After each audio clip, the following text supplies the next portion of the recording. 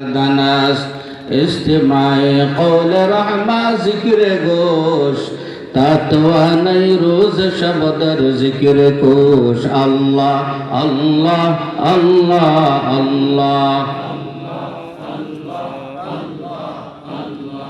আল্লাহ আল্লাহ আল্লাহ আল্লাহ আল্লাহ আল্লাহ লা ইলাহা ইল্লাল্লাহু মুহাম্মাদুর রাসূলুল্লাহ সাল্লাল্লাহু আলাইহি ওয়াসাল্লাম।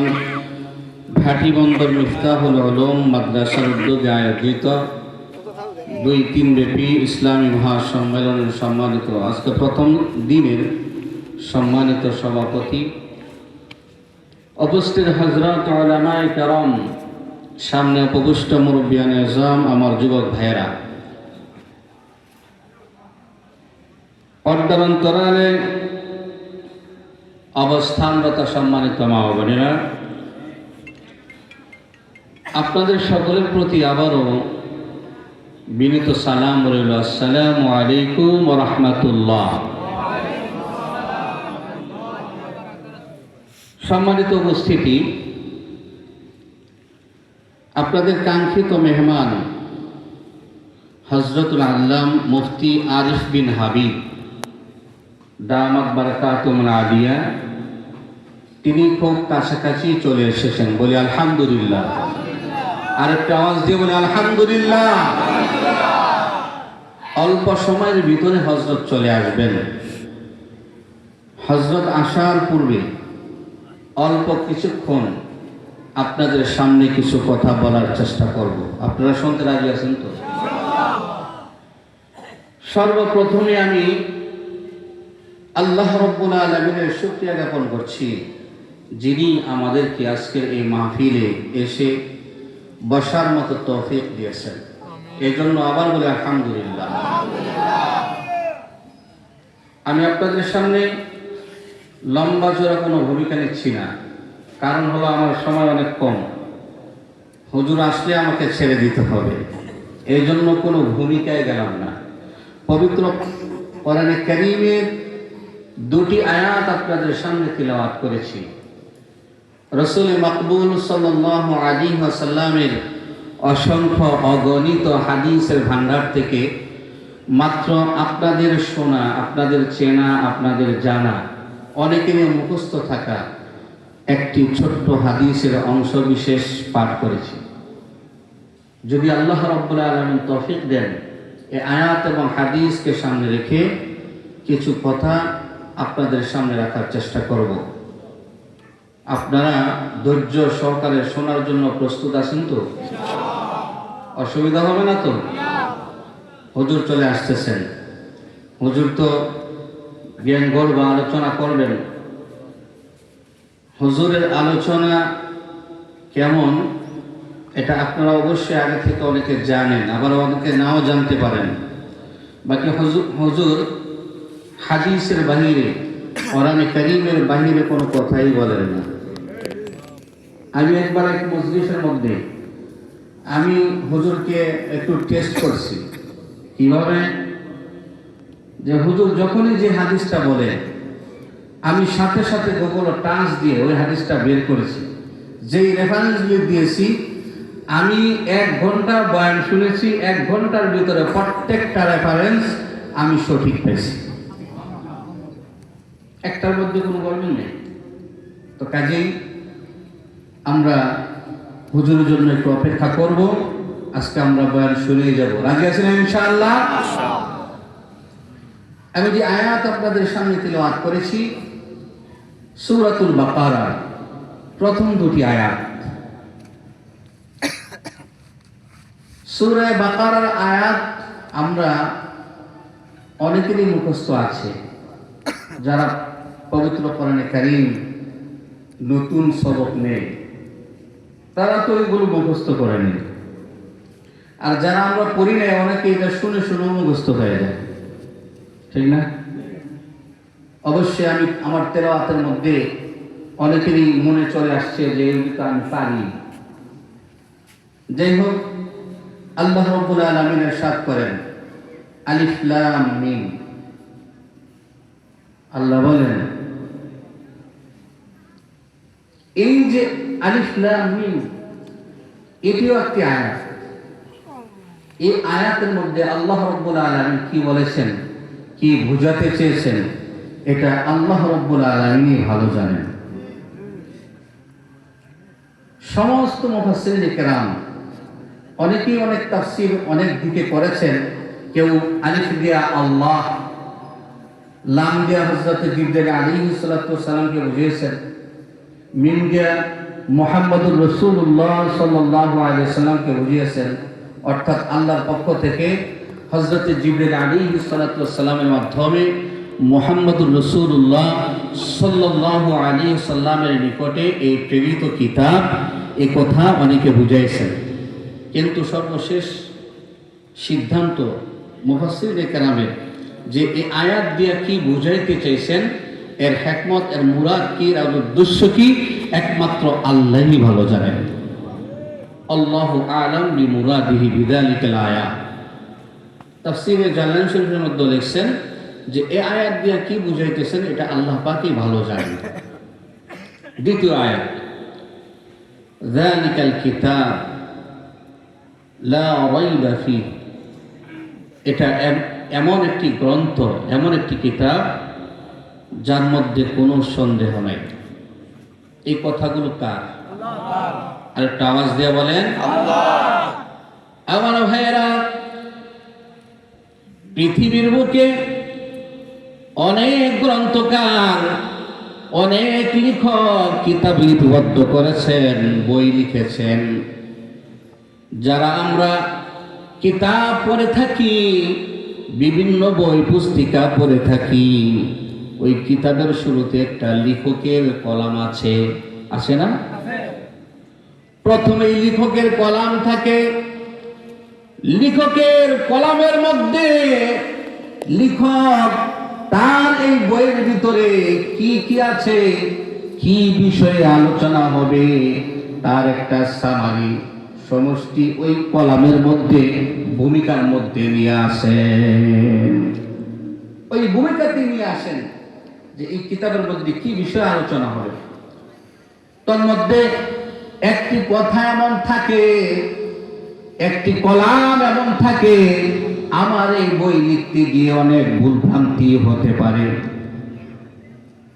যদি কোনো পাঠক ভাইয়ের দৃষ্টিগোচর হয়, তাহলে পরবর্তী আমাকে শুধরিয়ে দিলে পরবর্তী সংস্করণে আমি শুধরিয়ে নিব, শুদ্ধ করে নিব। যদি কোনো পাঠক ভাই, যদি কোনো পাঠক এই বইয়ের মধ্যে কোনো ভুল ত্রুটি তার দৃষ্টিগোচর হয়, সে যদি পায়, তাহলে আমাকে যদি অবগত করে, আমি পরবর্তী সংস্করণে আমি এটাকে শুধরিয়ে নিব। এমন কিছু কথা লেখা থাকে না? আরো সুন্দর ভাষায় খুব ভালোভাবে লিখে দেয় আমার ভাইয়েরা।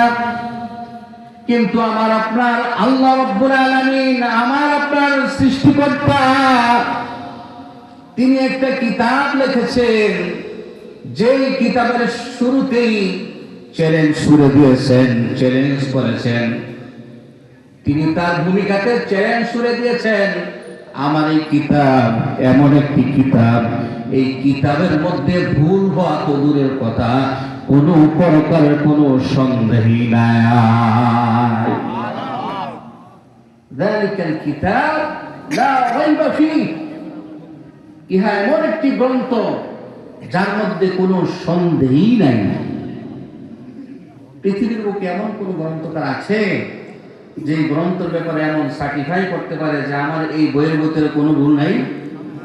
জোরে বলেন। এমন একটি কিতাব দেওয়া হয়েছে কাদেরকে? আর একটু আওয়াজ দিয়ে বলেন কাদেরকে? আর একটু আওয়াজ দিয়ে বলেন কাদেরকে? এই কিতাব পড়ানো হয় এই মিফতাহুল উলুম মাদ্রাসা। আজকে 16 জন ছাত্রের মাথার উপরে দস্তারে ফজিলত দেওয়া হবে। কতজন ছাত্র? আওয়াজ দিয়ে বলে। আরে মিয়া, 16 জন ছাত্র, 16 জন নক্ষত্র। কিয়ামতের কঠিন ময়দানে এই নক্ষত্রগুলো তাদের মাথার উপরে যে মুকুট পরিয়ে দেওয়া হবে, প্রত্যেকটা মুকুট এমন ভাবে ঝলমল করতে থাকবে, আলোকিত হবে, যেমন নাকি সূর্য ঝলমল করতে থাকে। আর আওয়াজ দিয়ে বলেন, বিশ্বাস হয় না আপনাদের? কোরআনে কারীম এমন এক কিতাব, এমন এক মহাগ্রন্থ আল্লাহ তাআলা আমাদেরকে দিয়েছেন, যে গ্রন্থের দিকে তাকায় থাকলেও সওয়াব হয় না। আর ক্লাসটা বলেন সুবহানাল্লাহ। যে গ্রন্থ হাতে স্পর্শ করলে সওয়াব হয়, এই গ্রন্থের সাথে কোনো মানুষের যদি সম্পর্ক হয়ে যায়, ওই মানুষের মান, ওই মানুষের সম্মান, ওই মানুষের মর্যাদা বৃদ্ধি পায়। এটা এমন কিতাব, সুবহানাল্লাহ। এই কিতাবের তিলাওয়াত এত মজা লাগে, এটা শুধু মুসলমানদের কাছে মজা লাগে না, কাফের মুশরিকদের কাছেও মজা লাগে। বিশেষ করে আপনাদের কোরআন শরীফ শুধু আপনারাই শোনেন না কাফের মুশরিকরাও শোনে? শুনে, আগেও শুনতো। আবু জাহেলকে কোরআন শরীফ শুনতো না? এই ইতিহাস আপনারা জানেন না? শুধু শুনতোই না, আমাদের আপনার মতো, আমার আপনার মতো 1-1.5 ঘন্টা শুনেই আমরা একদম বেকুল বেকারার হয়ে যাই, আমরা অতিষ্ঠ হয়ে যাই। কিন্তু তারা এই 1-2 ঘন্টা না, সারা রাত্র ধরে কোরআনে কারীম শুনতো। মজা না লাগলে শুনতো নাকি? তিলাওয়াতের মধ্যে মজা আছে, কোরআনে কারীম শোনার মধ্যে অদিল কাশিস। এটা মানুষের অন্তরকে বিগলিত করে এই কোরআনে কারীমের তিলাওয়াত, এটা শুনলেও না। আমরা তো ধরে তেলাওয়াত করতে পারি না, এর জন্য মজা লাগে না আমাদের কাছে। কিন্তু ঠিকই যখন আন্তর্জাতিক কারি সাহেবরা কোরআনে কারীমের তেলাওয়াতের টান দেয়, মনে হয় যে অন্তরটা সিরা নিয়ে যায়। হ্যাঁ, বাইতুল্লাহ শরীফে এখনো ইমাম সাহেবরা যখন নামাজ পড়ায়, এখনো পর্যন্ত বাইতুল্লাহতে ইমাম যখন নামাজ পড়ায়, মুসল্লিরা একদম টাক লাগায় কোরআনে কারীমের আয়াত তেলাওয়াত শুনতে পারে। যারা বুঝে না, আমরা দেখেছি, আমাদের কাছে ব্যক্ত করেছে, এমন মানুষ আছে, গ্রামের মানুষ কোরআন কারীম নিজে পড়তে পারে না, তেলাওয়াত জানে না, তেলাওয়াত পড়তে পারে না, কিন্তু বাইতুল্লাহতে যখন যায় ওরা আমাদের কাছে বলে, হুজুর আর একটু লম্বা পড়ে না কেন? আর একটু আসতে বলেন। তারা বলে যে হুজুরের তেলাওয়াতটা এত শর্ট করলো কেন? অথচ 2 পৃষ্ঠা 3 পৃষ্ঠা তেলাওয়াত হয়ে যায়। এই মুরব্বীরা বলে যে এত শর্ট করে কেন? এটা কি মজা না লাগার কারণে না মজা লাগার কারণে? আল্লাহু আকবার। এই কোরআনে কারীমের তেলাওয়াতের মজা রাসূল মাকবুল সাল্লাল্লাহু আলাইহি সাল্লাম পর্যন্ত পাইতেন। একজন ইমামের নাম আপনাদের সামনে বলি, হয়তো শুনে থাকতে পারেন, ইমাম আসিম রাহমাতুল্লাহ আলাইহি। মদিনাতুল মুনাওয়ারাতে, মদিনা শরীফের মসজিদে নববীতে 70 বছর ইমামতি করছেন। আর ক্লাসটা বলেন সুবহানাল্লাহ। বলবো না কষ্ট হইতেছে আপনাদের? আমার ভাইরা, ইমাম আসিম রাহমাতুল্লাহ আলাইহি মসজিদে নববীর ইমাম ছিলেন। 70 বছর পর্যন্ত ইমামতি করেছেন। একদিন 2 দিন না, 1 2 3 বছর না, 5 বছর 10 বছর না, 70 বছর ইমামতি করেছেন। আমাদের গ্রামে, আমাদের এলাকায়, আমাদের সমাজের মসজিদের ইমাম যদি 2-4 বছর হয়ে যায়, আমরা পাল্টানোর জন্য রীতিমতো যুদ্ধ করে। কেন? কয়েকদিনের মধ্যে খেলায় ঘটে যায়। ইমাম কোন সময় এলো, কোন সময় গেল, ঘড়ির কাঁটার দিকে বড় বড় চোখ করে তাকায় থাকে। এমন সমাজের মধ্যে কিছু মানুষ আছে না নাই? ঘরের মধ্যে যেগুলো জায়গা পায় না, কোনো মাতবরি চলে না, ওই মসজিদের মধ্যে মাতবরি করে। আমার কথা কষ্ট পেলেন না আপনারা, আমি কিন্তু আপনার এলাকার লোক হই, আপনার থানা নেই, কারণ আমার জানা আছে। তো 70 বছর ইমামতি করা এটা চারটিখালি কথা না। ইমাম আসিম রহমাতুল্লাহ আলাইহি, সুবহানাল্লাহ। আমার ভাইরা, তিনি যখন মসজিদে নববীতে তেলাওয়াত করতেন নামাজের ভিতরে, সাহাবায়ে কেরাম তাক লাগায় শুনতেন। তৎকালীন সময়ে মানুষেরাও তাক লাগায় শুনতেন, এত সুন্দর তিলাওয়াত ছিল।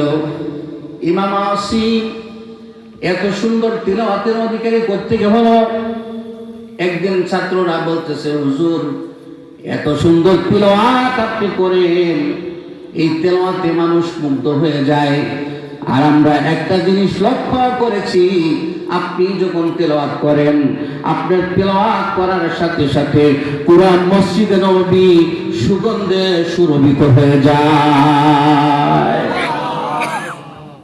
আমার ভাইরা, আমরা তো তেলাওয়াত শুনলে মজা লাগে, শ্রুতিমধুর লাগে, এই জন্য আমরা তেলাওয়াত শুনি। কিন্তু ইমাম আসিম যখন তেলাওয়াত করতেন, তেলাওয়াতের সাথে সাথে শুধু আওয়াজ সুন্দর না, এর সাথে সাথে তার মুখ থেকে এত সুন্দর সুঘ্রাণ বের হতো, সমস্ত মসজিদ নববী সুরভিত হয়ে যায়, পুরো এলাকা সুগন্ধ ছড়ায় যেত। ছাত্ররা একদিন বলতেছে, হুজুর আপনি যখন তিলাওয়াত করেন, আপনার তিলাওয়াতের সাথে সাথে আপনার সুগন্ধি বের হয়ে আসে, সুঘ্রাণ চলে আসে। আপনি এমন কোন মার্কেট থেকে, কোন দোকান থেকে এত সুন্দর সুঘ্রাণ আতর ব্যবহার করেন? এই সেন্ট কোথা থেকে আনছেন? ওই বাজারের ওই দোকানের অ্যাড্রেস দেন।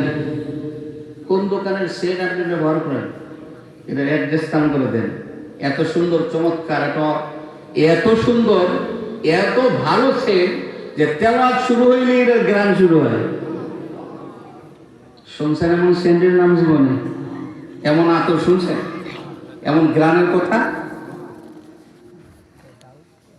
ছাত্ররা চতুর্দিকে দাঁড়ায় গিয়ে উস্তাদকে লক্ষ্য করে বলতেছে, উস্তাদ হুজুর আপনি যদি আমাদেরকে ওই দোকানের অ্যাড্রেস না করেন, আমরা ক্লাস নিব না। আজকে আমরা ক্লাস নিব না, আজকে আমরা ক্লাসে পড়ব না, সবক শোনাইব না। কিন্তু আমাদেরকে বলতে হবে কোন দোকান থেকে এই আতর আনছেন। হুজুর বলে, আমার ছাত্র ভাইরা এমন প্রশ্ন করবে না, এই প্রশ্নের জবাব হয়তো আমি এখন তোমাদেরকে দেওয়ার জন্য আমি তৈয়ার না। ছাত্ররা বলে, হুজুর এই প্রশ্নের জবাব যে পর্যন্ত না দিবেন আমরাও সবক করব না, শুনবো না। বেয়াদবি না, উস্তাদের মহাব্বত। হুজুর বলতেছেন, না তোমাদেরকে এই কথা বলা যাবে না, তোমাদেরকে এই কথা বলা যাবে না। না হুজুর বলতেই হবে। ছাত্ররা নাছর বান্দা, এই ঘটনা না বললে উনি সবক পড়াইতে পারতেছেন না। এই জন্য বলতেছে, শোনো আমি চাইছিলাম আমার এই বিষয়টা গোপন রাখার জন্য, কিন্তু তোমাদের জন্য পারলাম না। তবে শোনো, আমার এই তেলাওয়াতের একটা জাদুকীয় আমার এই তেলাওয়াতের একটা ঘটনা আছে। একদিন আমি স্বপ্ন যুগে বিশ্বনবী মুহাম্মদুর রাসূলুল্লাহ সাল্লাল্লাহু আলাইহি ওয়াসাল্লামকে আমি দেখলাম। স্বপ্ন যুগে আমার সাথে রাসূলের সাথে সাক্ষাৎ হয়ে যায়। জোরে জোরে বলেন সুবহানাল্লাহ। আমার সাথে যখন রাসূলের সাক্ষাৎ হয়ে যায়, আল্লাহর রাসূল আমাকে ডেকে বলতেছে, আসিম রে তোর তেলাওয়াত বড় ভালো লাগে, তোর তেলাওয়াত বড় মধুর লাগে। আসিম তুমি যখন তেলাওয়াত করো পুরো মসজিদে নববী স্তব্ধ হয়ে যায়। এরে আসিম তোমার তেলাওয়াত আমার কাছে ভালো লাগে, আমি নবীকে তুমি একটু তেলাওয়াত করে শোনাও। আসিম বলতেছি, ইয়া রাসূলুল্লাহ, ইয়া হাবিবাল্লাহ, কোরআন কারীম নাযিল হয়েছে আপনার উপরে, কোরআন অবতীর্ণ হয়েছে আপনার উপরে, সুতরাং আপনার চাইতে সুন্দর করে এই পৃথিবীতে কেউ তেলাওয়াত করতে পারে না। কোরআন নাযিল হয়েছে আপনার উপরে, আপনার চাইতে সুন্দর তেলাওয়াত আর কেউ করতে পারে না। আমি কি তেলাওয়াত করব? আল্লাহ রাসূল বলতেছেন আসিম, না না, আজকে এসেছি তোমার তেলাওয়াত শোনার জন্য, তেলাওয়াত না শুনে আমি যাব না। আল্লাহ রাসূল যখন আসিমকে এইভাবে বললেন, হযরত আসিম রাদিয়াল্লাহু তাআলা আনহু বলেন, আল্লাহ রাসূলের নির্দেশের কারণে আমি তেলাওয়াত করতে বাধ্য হলাম। আউযু বিল্লাহ বিসমিল্লাহ যখন তেলাওয়াত শুরু করলাম, আল্লাহ রাসূল বসা ছিল, আমি দাঁড়ানো অবস্থায় ছিলাম, দাঁড়িয়ে দাঁড়িয়ে তেলাওয়াত করতেছিলাম। দেখতেছি রাসূলুল্লাহ সাল্লাল্লাহু আলাইহি সাল্লাম বসা থেকে উঠে দাঁড়াইয়া আমার বুকের সাথে বুক মিলাইয়া বলতেছে, রে আসিম, তুই যে জিহ্বা দিয়া, যে জবান দিয়া মহান আল্লাহর কালাম তিলাওয়াত করছ আসিম, তোর সেই জিহ্বাটা আমাকে একটু দেখা, তোর সেই জিহ্বাটা আমাকে একটু দেখা। আমি যখন জিহ্বা বের করলাম, বিশ্ব নবী নিজের জিহ্বার সাথে আমার জিহ্বার মধ্যে লাগায় একটা চুমু দিলেন। ওই দিন থেকে আমার মুখের মধ্যে আল্লাহর রাসূলের সেই সুঘ্রাণ চলে এসেছে। আল্লাহ রাসূল আমাকে যখন চুমু খাইলেন, তখন থেকে আমি দেখতেছি আমি জাগ্রত হয়ে গেছি। ওই দিন থেকে দেখি যে আমার জিহ্বা থেকে, আমার মুখ থেকে সুঘ্রাণ জারি হয়ে গেছে। আপনারা জানেন আল্লাহ রাসূল সাল্লাল্লাহু আলাইহি সাল্লামের ওসিলা থেকেও, ঘাম থেকেও সুঘ্রাণ, মিশকে আম্বরের চাইতে সুঘ্রাণ বিচ্ছুরিত হতো, ছড়ায় গেছে। আল্লাহ রাসূল সাল্লাল্লাহু আলাইহি ওয়াসাল্লামকে সাহাবায়ে কেরাম অনেক সময় খোঁজার জন্য বের হতেন, তো রাস্তা দিয়ে যাইতেন। আল্লাহ রাসূল যে রাস্তা দিয়ে যাইতেন, ওই রাস্তা দিয়েও সুঘ্রাণ বিচ্ছুরিত হইত। ওই শরীরের ঘ্রাণ, ওই ঘ্রাণ শুনতে শুনতে আল্লাহ রাসূলের কি রাস্তা পেয়ে যেত না। শোনেন না ইতিহাস, লামিয়াতুল মুজিজাত। লামিয়াতুল মুজিজাত একটি কিতাবের নাম, এটা আরবিতে। এটা আগে দরসে নাজামির পাঠ্যপুস্তকে ছিল, এটা আমরা পড়েছি, বর্তমানে নাও থাকতে পারে, কিন্তু ভালো পুরাতন কোনো লাইব্রেরিতে যদি তালাশ করা হয় তাহলে কিতাবটা পাওয়া যেতে পারে, লামিয়াতুল মুজিজাত। ওখানে আল্লাহ রাসূলের 100 উপরের মুজিজা লেখা আছে। তো এই লামিয়াতুল মুজিজাতের মধ্যে এই ধরনের অনেক ঘটনা বলি আল্লাহ রাসূল সাল্লাল্লাহু আলাইহি সাল্লামের জীবনে। অনেক বিবাহ শাদীর মধ্যেও উপঢৌকনের জন্য গেছে, আল্লাহ রাসূলকে দাওয়াত দিছে। আল্লাহ রাসূল উপঢৌকন হিসাবে নিজের শরীর থেকে পসিনা, এই ঘাম, এগুলোকে একটা বোতলের মধ্যে দিয়ে দিচ্ছেন যে এটা তোমার মেয়েকে বইল, সে যেন এটা ব্যবহার করে। ওই মেয়ে যখন এটা তার বিবাহের মধ্যে এই আল্লাহ রাসূলের ঘাম লাগাইছে, এই ঘাম এই লাগানোর কারণে পুরা এলাকা সুঘ্রাণে সুরভিত হয়ে গেছে। জিজ্ঞাসা করছে, এটা করতে আনছো? তো ইতিহাস তালাশ করলে পাবেন, বলা হয়েছে আল্লাহ রাসূল সাল্লাল্লাহু আলাইহি সাল্লাম আমার বাবার মাধ্যমে আল্লাহ রাসূলের নিজের শরীরের পসিনা মুবারক আমার জন্য পাঠাইছে। আমার ভাইরা, তাই হযরত আসিম রাহমাতুল্লাহ আলাইহি বলতেছে, আল্লাহ রাসূল যখন আমার জিহ্বার সাথে জিহ্বা লাগাইয়া চুমা দেয়, ওই দিন থেকে আমার মুখের মধ্যে সুঘ্রাণ জারি হয়ে যায়। এই ঘ্রাণ 40 দিন পর্যন্ত আমার মুখের মধ্যে জারি ছিল। এরপর থেকে 40 দিন পর থেকে এই সুন্দর ঘ্রাণ আর নাই। কিন্তু আমি যখন তিলাওয়াত করা শুরু করি, তেলাওয়াত করতে শুরু করি, তখন আবার নতুন ভাবে আমার এই মুখ থেকে তিলাওয়াতের সাথে সাথে সুঘ্রাণ ছড়িয়ে যায়। আমার ভাইরা, এই জন্য বলি কোরআনে কারীম এমন একটি কিতাব, যে কিতাব ধরলে সব হয়, ওই কিতাব দেখলেও সব হয়, এই কিতাবের দিকে তাকাইলেও সব হয়। এই কিতাবের, এই কোরআনের মাহফিল যেখানে হয়, ওই জায়গার মধ্যে বসলেও সব হয়, ঠিক না বেঠি? কোরআনের কোন মাদ্রাসা, মাদ্রাসার মাহফিল আমরা বসছি না? আল্লাহ রাসূল সাল্লাল্লাহু আলাইহি সাল্লাম বলেছেন, খায়রুকুম মান তাআল্লামাল কুরআনা ওয়া আল্লামা, তোমাদের মধ্যে সর্বোত্তম ওই ব্যক্তি যিনি কোরআনে কারীম নিজে শিখে এবং অপরকে, যিনি নিজে শিখে এবং অপরকে শিখায়। এর চাইতে উত্তম ব্যক্তি এই পৃথিবীর বুকে আর হইতে পারে না।